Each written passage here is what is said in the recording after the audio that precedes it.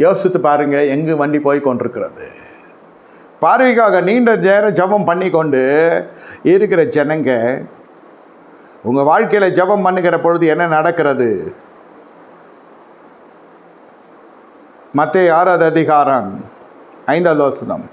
அன்றி நீ ஜபம் பண்ணுகிறது போய் மாயக்காரரை போல் இருக்க வேண்டாம். மாயக்காரனும் ஜபம் பண்ணுவான். தானம் தர்மம் செய்கிற பொழுது மாயக்காரனை போல் இருக்கணும். மாயக்காரனும் தர்மம் பண்ணுவான். நம்ம ஆட்கள் சொல்லுவாங்க, நான் ஜபிக்கிறேன், தசமாக கொடுக்குறேன். அந்த கேஸ் இதெல்லாம். மாயக்காரலும் ஜெபிப்பாங்க, மாயக்காரலும் ஜபம் பண்ணுவாங்க. மனுஷர் காணும்படியாக ஜப ஆலயங்களை வீதிகளில் நின்று ஜபம் பண்ண விரும்புகிறவர்கள் தங்கள் பலனை அடைந்து தீர்ந்தது என்று மையாகவே சொல்லுகிறேன். இதெல்லாம் ஊருக்கு தான் வேலை செய்யும்.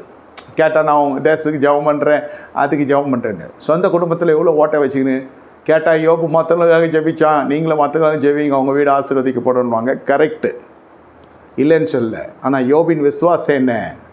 தேவரீர் சகல தீவு செய்ய வல்லவர், நீ செய்ய நினைக்க தடைபடாது நடக்கும். என்னை எப்படி உடைத்தாலும் சரி, என்னை அணைத்தாலும் சரி, என்னை அரவணைத்தாலும் சரி, என்னை அடிமைப்படுத்தாலும் சரி, என்னை தேவரீர் என்னை சிறுமைப்படுத்தாலும் சரி, நீரே காயங்களை உண்டு பண்ணிக்கிறவரும் காயங்களை கட்டுகிறவர் நீர் தான். நான் வெறுமையாக பூமியில் இருக்கிறேன், அவ்வளோதான். தாழ்த்தி தாழ்த்தி தாழ்த்தி தான் இருதயத்தில் எந்த எதிர்பார்ப்பும் இல்லாமல் வாழ்ந்து கொண்டிருக்கிற மனுஷர்கள் பூமியில் கொஞ்சம் ஜனங்க தான். எதிர்பார்ப்பு வேற, விருப்பம் வேற, விசுவாசம் வேற. நல்லா புரிந்து கொள்ளுங்க. அது எதிர்பார்ப்பு, அது விசுவாசம் வேற, விருப்பம் வேற. 3 தனித்தனி பகுதி. எல்லாத்தையும் போட்டு குழப்புகிறப்ப தான் ஜபங்கள். இது ஜபங்கள்லாம் அல்லது உன் எதிர்பார்ப்பா, அல்லது உன்னுடைய விருப்பமா, அல்லது விசுவாசமா? நீங்கள் அதுக்கு வர்ணம் தீட்டக்கூடாது.